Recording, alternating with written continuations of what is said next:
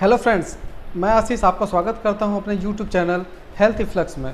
इस चैनल के माध्यम से मैं आप लोगों को बीमारियों के बारे में बताता हूं कि कौन सी बीमारी में आपको क्या सिम्टम्स आता है, आपको कौन सी जांचें करवानी है जिससे कि आप पता कर सकेंगे कि आपको कौन सी बीमारी हो रही है।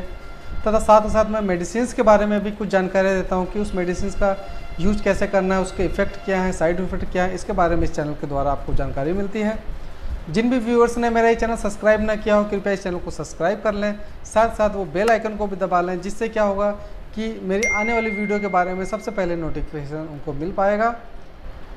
मेरा जो आज का जो टॉपिक है वो कॉन्स्टिपेशन के बारे में है। जी हाँ, कॉन्स्टिपेशन को हम कब्ज़ के नाम से भी जानते हैं। ये जो कब्ज़ की समस्या है हमारे समाज में इस समय बहुत तेज़ी से फैल रही है। तो आइए जानते हैं कि ये कब्ज़ होता क्या है। ये जो कॉन्स्टिपेशन है ये कभी न कभी हर किसी को कभी हुआ ही होता है, लेकिन ये ज़रूरी नहीं है कि आपको रोज़ स्टूल पास करना है या रोज़ मोशंस पास करने हैं। अगर आप एक दिन छोड़कर भी आप मोशंस पास करते हैं या इरेगुलर टाइम में भी आप अगर मोशंस पास कर रहे हैं, लेटरिन पास कर रहे हैं, तो ये एक नॉर्मल प्रक्रिया है। लेकिन आप अगर एक हफ्ते में 3 दिन से कम लेटरिन पास करते हैं, मोशंस पास करते हैं, तो इसे हम कॉन्स्टिपेशन कह सकते हैं। आइए जानते हैं कि ये कॉन्स्टिपेशन कैसे हो सकता है। ये जो आपका जो स्टूल होता है या कह लें फीकल है या जो लेटरिन है, वो जब हमारे अतड़ियों से जब या इंटेस्टाइन से जब पास होता है तो क्या होता है कि जो हमारे शरीर के द्वारा जो ज़रूरी न्यूट्रिएंट्स होते हैं वो एब्जॉर्ब कर लिए जाते हैं। न्यूट्रिशन एब्जॉर्ब करने के साथ साथ क्या होता है कि जो हमारे स्टूल के अंदर जो वाटर के अमाउंट होते हैं उसको भी शरीर के द्वारा एब्जॉर्ब कर लिया जाता है।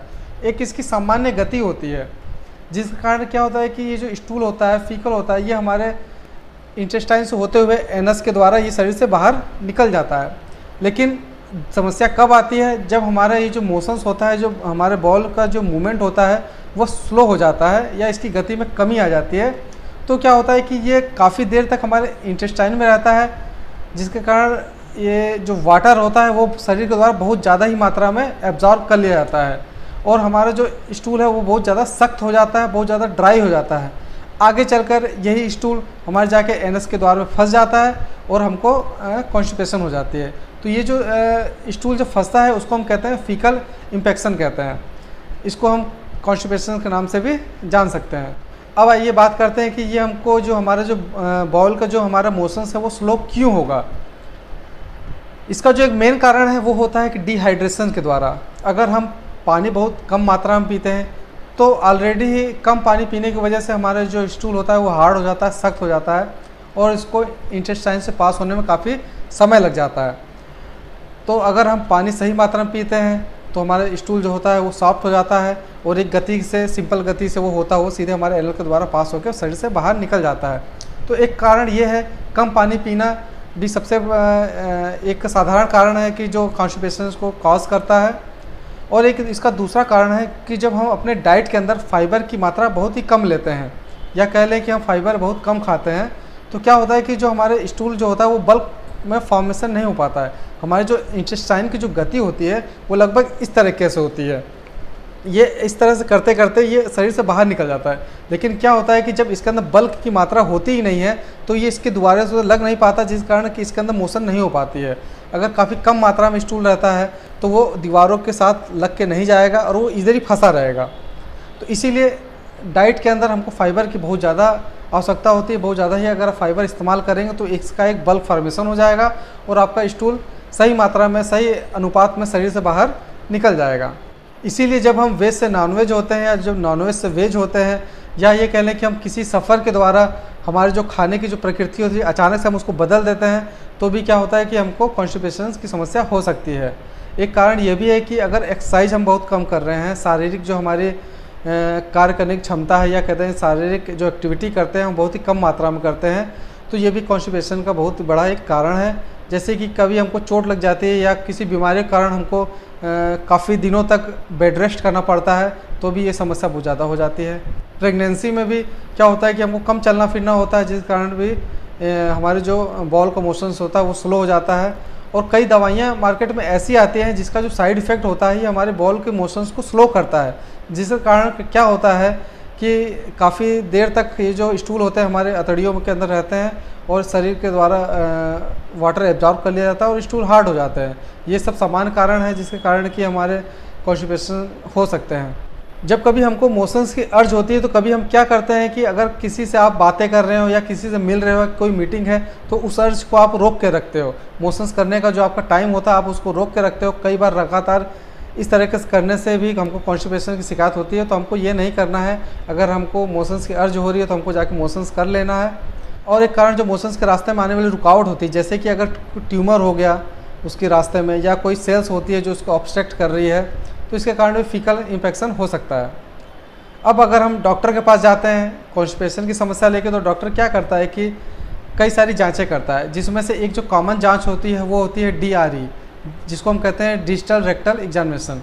इसके अंदर क्या करता है कि आपके एनल पार्ट के अंदर डॉक्टर फिंगर से चेक करता है कि कहीं कोई स्टूल फाड़ तो नहीं, कोई स्टूल फंसा तो नहीं है, कोई फीकल फंसा तो नहीं है।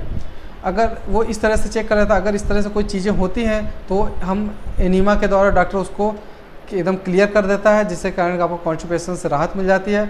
अगर ऐसी टाइप से कोई समस्या नहीं होती तो आपके रेक्टम के अंदर और अंदर एक पाइप डाल के उसके अंदर कैमरा लगा होता है, उसके द्वारा हम चेक करते हैं कि कहीं और कोई कारण तो नहीं है, कोई किसी और प्रकार का रुकावट तो नहीं आ रही है। पेशेंट के पेट का एक्सरे भी होता है। साथ ही एक अभी टेक्निक नई आई है जिसको कहते हैं कैप्सूल इंडोस्कोपी। इसके अंदर क्या होता है कि हमारे मुंह के द्वारा उस कैप्सूल को इंटर करा दिया जाता है, उसके अंदर कैमरे लगे होते हैं, जिसके कारण वो जहाँ जहाँ जाता है उसकी हम रीडिंग कर लेते हैं, जिस कारण हमको ये पता चल जाता है कि हमारे डाइजेस्टिव सिस्टम के अंदर की जो पार्ट यूज हो रहा है और एनल के द्वारा जो रास्ते हैं उसके अंदर कहीं कोई रुकावट तो नहीं हो रही है। तो दोस्तों ये तो थी एक सामान्य जानकारी कॉन्स्टिपेशन के बारे में कि कॉन्स्टिपेशन होता कैसे है, किन किन कारणों से कॉन्स्टिपेशन हो सकता है, कब्ज़ हो सकती है। आइए अब बात करते हैं कि हम क्या आदतें अपनाएं जिससे कि हम कब्ज़ से हमको आराम मिल सकता है। जैसे कि हमको पानी बहुत ज़्यादा मात्रा में पीना है, कम से कम दिन में 2 या 3 लीटर से ज़्यादा पानी हमको पीने रहना है। और हमारे खाने के अंदर हमको फाइबर की मात्रा बहुत ज़्यादा यूज करनी है। रेगुलर ही हमको एक्सरसाइज करना है। साथ ही साथ जब भी हमको मोशंस पास करने के अर्ज आए तो हमको जाके मोशंस पास कर लेना चाहिए, मोशंस को कभी नहीं रोकना चाहिए।